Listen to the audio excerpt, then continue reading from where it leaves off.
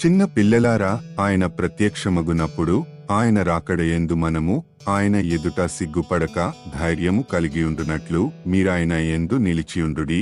యోహాను వ్రాసిన మొదటి పత్రిక 2వ అధ్యాయము 28వ వచనము.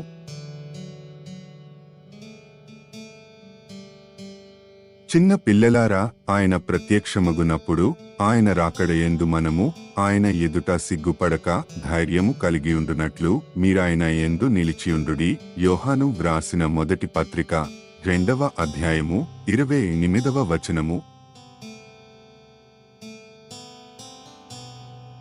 చిన్న పిల్లలారా, ఆయన ప్రత్యక్షమగునప్పుడు ఆయన రాకడయందు మనము ఆయన ఎదుట సిగ్గుపడక ధైర్యము కలిగియుండునట్లు మీరాయన యందు నిలిచియుండుడి.